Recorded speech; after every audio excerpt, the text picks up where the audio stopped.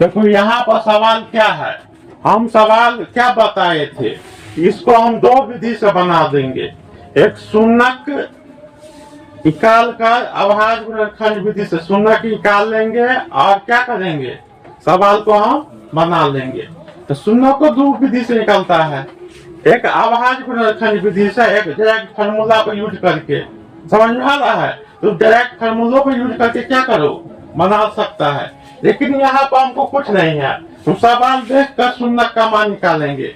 कि शून्यक का मान निकालने में आसान है कि डायरेक्ट सवाल को हम बनाने में। तो यहाँ पर देखो कुछ नहीं, यहाँ पूछ रहा है alpha plus beta plus alpha into beta, यही पूछ रहा है ना। इसका मतलब है हमें दिमाग में सोच होना चाहिए, हमको दिमाग में ऐसा सोच होना चाहिए कि हम क्या करेंगे, कि हम ये सोच ले कि हमें अल्फा प्लस बीटा का मान निकालेंगे तो हो जाएगा, और अल्फा इंटू बीटा का मान हम प्राप्त कर लेंगे तो क्या होगा, हमें आंसर आ जाएगा। यहाँ पर देखो क्या करेंगे, यहाँ पर एक समीकरण दिया गया है। क्या है समीकरण दिया गया, यहाँ पे एक समीकरण दिया गया है 2y² प्लस 7y प्लस कितना 5, यही है ना।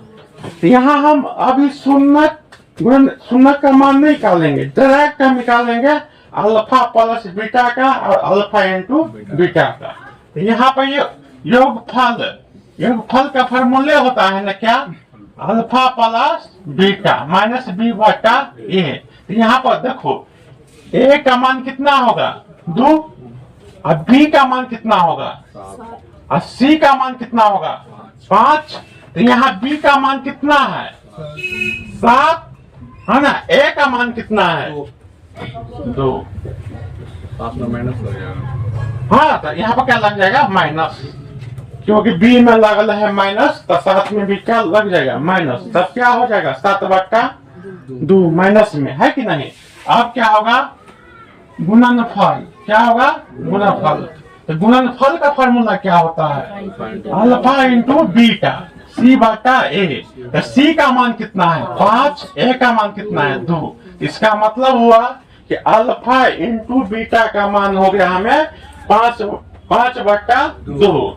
अब प्रश्न में क्या दिया गया है, प्रश्न में क्या है, तो प्रश्न से लिखे क्या दिया गया है, तो हमें दिया गया alpha plus beta plus alpha into beta, यही है ना। तो अल्फा प्लस बीटा का मान कितना है -7/2। तो लिखेंगे -7/2, प्लस है तो प्लस। अब अल्फा इंटू बीटा का मान कितना दिया गया है 5/2, तो लिखेंगे 5/2। अब लघुत्तम तो सामान्य है, एक के रंग होगा, 2 यहाँ पर भी है 2 यहाँ पर, इसका लघुत्तम क्या होगा 2। अब 2 का अंक को कितना बेर पढ़ने से 2 आएगा, तो 7 का अंक भी एक ही बेर पढ़ेंगे तो कितना आ जाएगा 7, और 5 का अंक को भी एक ही बेर पढ़ेंगे तो कितना आ जाएगा 5। अब एगो माइनस में है एगो प्लस में, तो बड़का में से छोटका घटेगा, चिन्ह किसका होता है, तो 7 में से 5 गया तो 2, और 7 का चिन्ह क्या है माइनस, दोनों में बड़ा 7 है ना, तो चिन्ह होगा माइनस, और बटा में क्या 2, तो 2 से 2 कट जाएगा, एक मरतबे ना, तो माइनस कितना होगा 1 होगा इसका आंसर। कितना हो गया आसान से, है कि नहीं। डायरेक्ट हम समझ गए कि हमको क्या है सवाल में, एगो अल्फा प्लस बीटा का मान निकाल लेना है, एगो अल्फा इंटू बीटा का मान, उसी पर हम बैठाएंगे आराम से क्या करेंगे निकाल लेंगे। अगर तुमको ये समझ में नहीं आ रहा है तो अभाज्य गुणनखंड करो, अभाज्य गुणनखंड भी नहीं आ रहा है तो हमें शून्य का मान निकालना है। तो एक फार्मूला तुम लोग को बता दिए थे, क्या था -b प्लस √b² - 4ac बटा में 2a। तो b का मान कितना है तो -7 प्लस माइनस √b का मान कितना है 7 का होल स्क्वायर है ना, माइनस a का मान कितना है 2 है ना, और c का मान कितना है 5। अब पूरा का बट्टा होगा 2 गुने कितना 2, एक के जगह कितने 2। अब क्या होगा -7 माइनस प्लस रूट अंडर 49 है ना, गुना करेंगे तो कितना होगा 40, कितना होगा 40 बटा में 4। अब होगा -7 माइनस प्लस, तो 49 में से 40 घटेगा तो कितना 9, और 9 का वर्गमूल कितना हो जाएगा 3, तो लिख सकते हैं ना 3 बटा कितना 4, ये x का। अब एगो x का मान हो जाएगा प्लस में लेकर एगो को माइनस में, तो पहले -7 और +3 को लिए तो कितना आ गया, बट्टा में लिखेंगे 4, घटेगा ना, तो घटेगा तो क्या हो जाएगा -4 बट्टा 4, यही आ जाएगा ना। तो क्या होगा 4 से 4 कट गया तो -1, एगो x का मान आ गया है कि नहीं। अब दूसरा x का मान निकालना है ना, तो क्या होगा एगो प्लस लेकर चलेंगे ना, तो माइनस तो लगभग करेगा 7, तो -7, यहाँ पर प्लस वाला ले लिए है ना, तो माइनस वाला ले लेंगे, तो माइनस कितना 3 बटा कितना 4, एगो क्या होगा माइनस माइनस में जुटता है ना, तो कितना होगा -10 बटा कितने 4, तो 5 दूना 10, 2 दूना 4, माइनस लगा के ना आ गया। तो एक यहाँ पर आप क्या करेंगे, अब क्या होगा एक अल्फा का मान आ गया -1 और बीटा का मान आ गया -5 बटा 2।